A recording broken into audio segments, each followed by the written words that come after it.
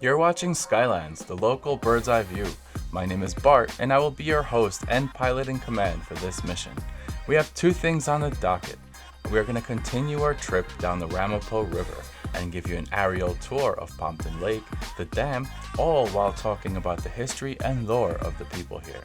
But first, our mission started as a way of connecting our neighbors to the community during the lockdown and quarantine period of COVID-19.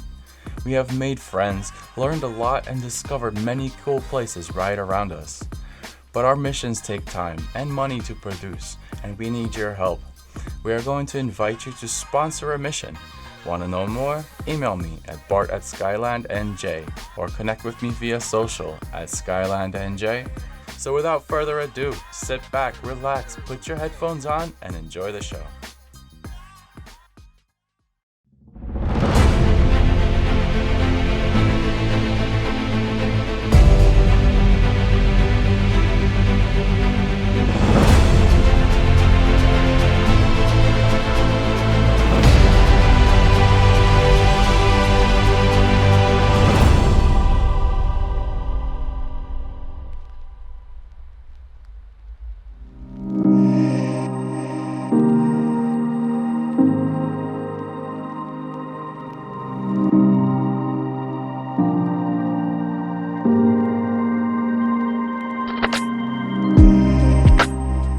Welcome to Pompton Lake, a man-made lake nestled between the townships of Oakland and Wayne. The borough of Pompton Lakes was based around the Pompton Iron Works, German artistic weaving company, and then later the DuPont Company. From the 1800s to the early 1900s, Pompton Lakes was served by the New York and Susquehanna Railroad at the Pompton Junction, bringing business, industry, and at one point tourism to the borough. Before America was founded, before the Dutch even came to settle these lands, the Ramapo River was home to various native tribes.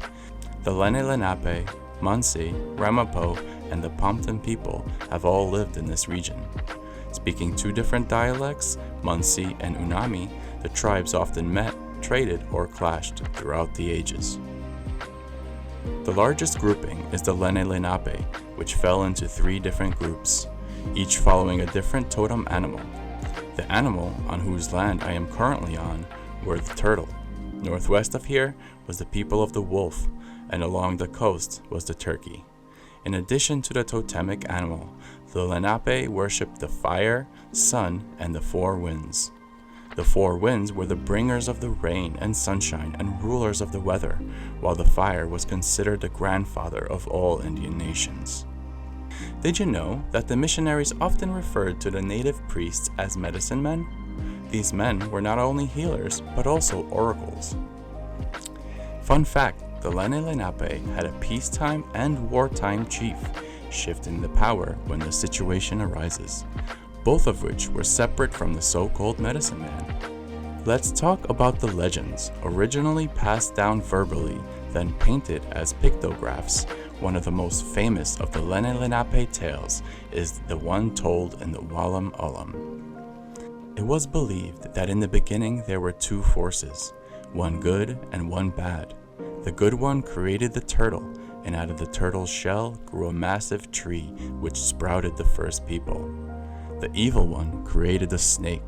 The snake brought sickness, droughts, and hated the people, so he flooded the land, forcing them to retreat to canoes.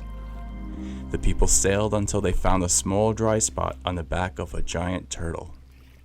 Eventually the waters calmed, dried up, and receded, and as it did, the turtle's shell exposed more land, and vegetation started to grow, giving the people a new home and starting the legend that the world rests on the back of a turtle. Thanks for watching. If you like what you saw, hit the like button, support us by subscribing, and until next time, Pilot in Command signing off.